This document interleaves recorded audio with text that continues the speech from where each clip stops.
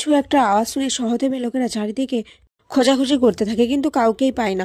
সহদেব বলে, না, আমার কাছে খবর রয়েছে, এই পুলিশরা নিশ্চয়ই আমাদের উপর নজর রাখছে। সহদেব বলে, কিন্তু আমরা তো কাউকেই দেখতে পেলাম না। এদিকে রাঙাকে সত্যজিৎ বারবার বলতে থাকে, রাঙা, তুমি কিছু কথা বলছো না কেন? তোমার কি কোনো সাহায্যের প্রয়োজন? তুমি এক্ষুনি আমাদেরকে একটা কিছু হিন্টস দাও, আমরা এক্ষুনি চলে আসবো তোমার কাছে।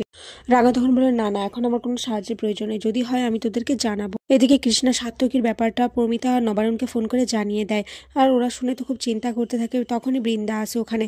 বৃন্দাকে প্রমিতা আর নবারুণ বলে। এরপর প্রমিতা কৃষ্ণাকে বলে সাত্তকীকে ফোন দেওয়ার জন্য। এরপর সাত্তকীকে ফোন দিলে সাত্তকী বলে, না না, কিছু হয়নি। সাত্তকী খুব ভয় পেতে থাকে। তারপরে ফোনটা পিসিমণির হাতে দিয়ে ওখান থেকে চলে যায়। পিসিমণি প্রমিতাকে বলে, বৌদি দেখেছো তো, কিছু একটা হয়েছে সাত্তকীর, না হলে ওভাবে ওই লোকটা কেন ওকে এভাবে থ্রেট দিয়ে যাবে।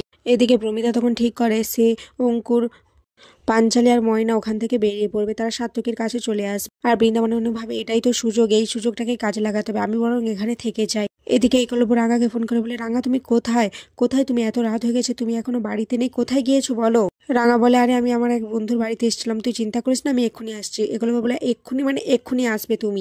এরপর রাঙা বাড়ি ফিরে আসে আর সমস্ত তার তীর ধনুক সরঞ্জাম সব লুকিয়ে রাখে, আর যেগুলো সুব্রত তা দেখে নেয়। একলব্য তো রাঙা থেকে দেখেই আরো রেগে যায়, বলে, রাঙা তুমি কোথায় গেছিলে বলো, কোথায় গেছিলে? তোমার কোনো কমন সেন্স নেই? রাঙা তখন কান ধরে লুকিয়ে লুকিয়ে ফেস করে একলব্যকে বলে, সরি উড়ানবাবু, আমার আর হবে না। এটা দেখেই তো একলব্য মুচকি মুচকি হাসে। তখনই প্রমিতা ফোন করে জানায় যে তারা কাল চলে যাচ্ছে, সাত্তকীকে নিয়ে একটু সমস্যা হয়েছে, আর একলব্য আর রাঙা যেন এখানে থাক। রাঙা একলব্যকে জিজ্ঞেস করলে যে কি হয়েছে। একলব্য বলে, আমি জানি না কি হয়েছে।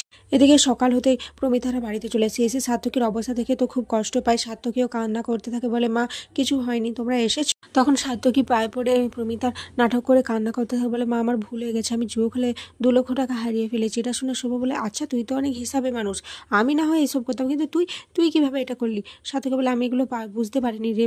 প্রমিতা তখন সাত্তকীকে তুলে বলে, আরে তোর মা এখনো বেঁচে রয়েছে, তোকে আর কান্না করতে হবে না, আমি তোর অ্যাকাউন্টে কালকে 2 লক্ষ টাকা পাঠিয়ে দেবো। এটা শুনে সাত্তকী তো মনে মনে খুব খুশি হয়েছে। আর এখানেই আজকের পর্ব শেষ হয়েছে।